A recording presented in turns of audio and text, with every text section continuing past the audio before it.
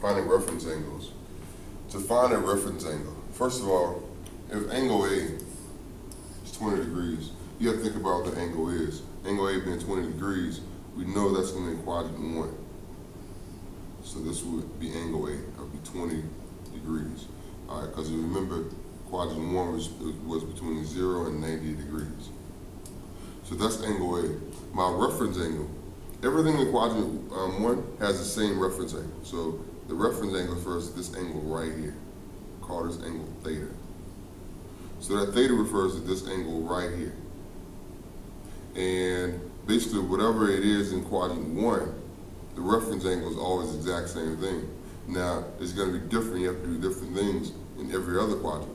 But in quadrant 1, if it's less than 90, that reference angle and the angle are equal. So the reference angle for this angle, 20 degrees, is actually 20. And I'll just write reference angle is 20, because that's exactly what it is. So if I had to find a reference angle for a bigger angle, for example, if angle A was 130 degrees, I'll first plot a 130-degree angle, which we have initial side here, have a terminal side back here. So this is what 130 degrees actually looks like. So that should be 130 degrees. So that's what it looks like. It's this big angle right here. It's obtuse. The reference angle refers to this angle formed right here. So we're looking for that little piece. And the way we find that is, we just have to remember what quadrant we're in. All right, so seeing as this is now quadrant 2, you go 0, 90, 180, 270. Again, that would be 360. So if I'm looking at this quadrant, I'm looking at, well, this is 130 and that's 180, but what's the difference between the two?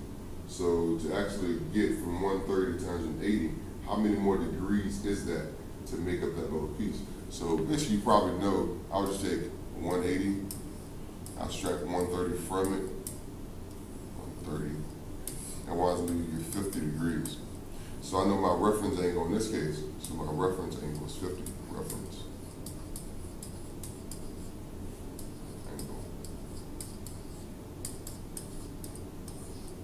equals 50 degrees.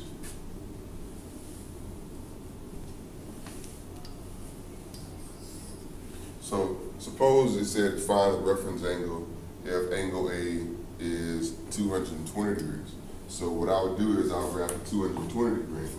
And if you remember, this is 0, this is 90, 180, and 270. Well, 220 is somewhere between 180 and 270.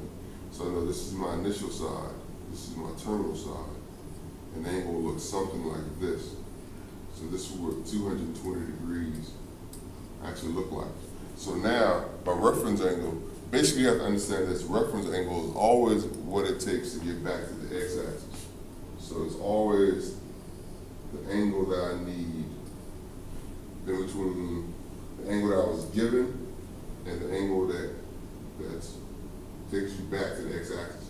So you wouldn't want to use that space. Don't ever use that space. The one that takes you to the y-axis. You always want to look here. So if that was the case, I'll actually just write the equation. Well, what is 220 subtract 180? And you get the difference between both of those. So you wind up having 40 degrees.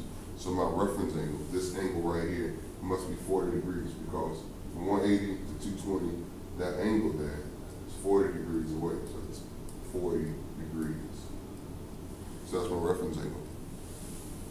So I write reference angle is 40 degrees.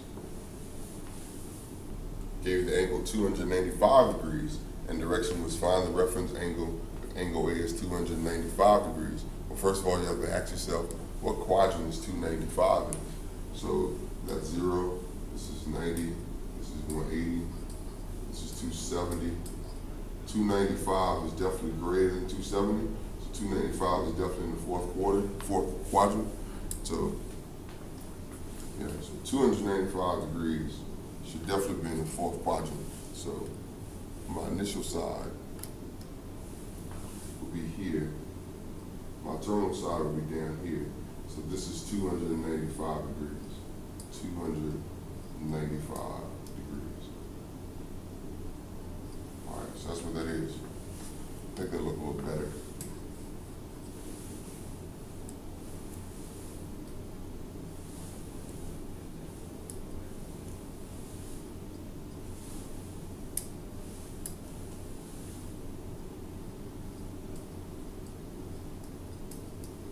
So that's what it looks like.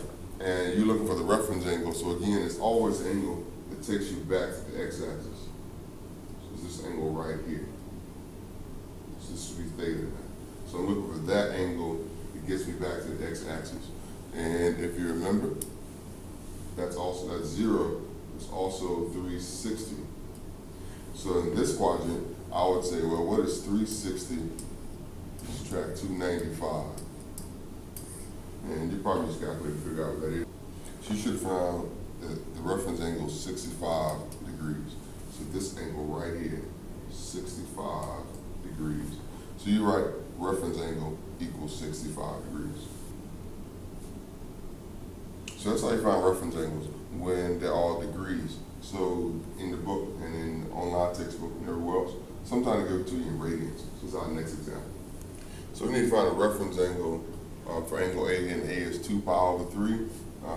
If you remember that in radians it goes 0, and then it would be pi over 2, and then the next one would be pi, and this would be 3 pi over 2. So it's a pi there, and that's a pi here, and this, instead of 360, would be 2 pi. So that would be the same, that would be all the quadrants of radians. So if that was the case, you can figure out what 2 pi over 3 is and which angle that's between. When I was in your shoes, I always had trouble trying to figure out, where 2 pi over 3 would be because it's not in degrees. I'm more comfortable with degrees. So because of that, I would still change this angle into degrees. So I would take 2 pi over 3 and I would convert it into degrees. And remember from previous lessons, you basically take 2 pi over 3, and to convert into degrees, you multiply it by 180 over pi. So the pi's will cancel out. 3 divided into 180 gives you 60. So you should wind up having 2 times 60. 2 times 60 gives you 120 degrees. So I know that 2 pi over 3 is really 120 degrees. So I know that's going to be in this quadrant. So I'm looking at this angle formed right here. That angle is 120 degrees. So instead of having pi, I would think about that being 180. So now I'm still thinking, well, if that's 120, I need to figure out what angle I need to get here, to get this angle right here to find my reference angle. You probably subtract 120 from 180. So 180, subtract 120 from it, you wind up having 60. So your reference angle is 60 degrees. So that's what it is. And basically what I decided to do is, whatever is in radians, I will convert it into degrees, and then work with it just like we did in the previous example.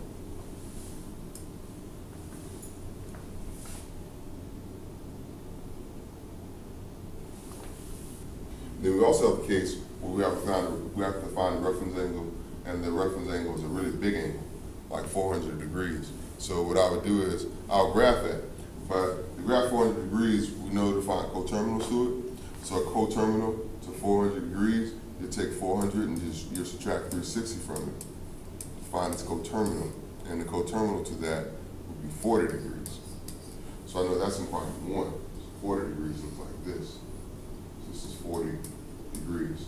So this is the angle. And remember in quadrant 1, the reference angle and the angle are both the same thing. So I know in this one, my reference angle is 40 degrees.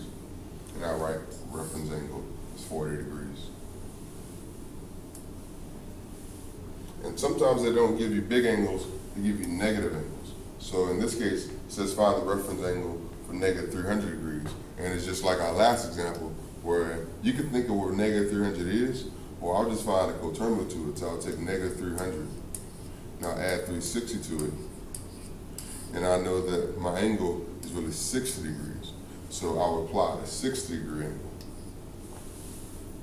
And a 60-degree angle will definitely have an initial side here and wind up being quadrant 1. So this is the angle, 60 degrees. And again, like the last example, the reference angle and the angle are equal. And that's it. That's all there is to know about reference angles. So you know all you need to know to get started in finding reference angles.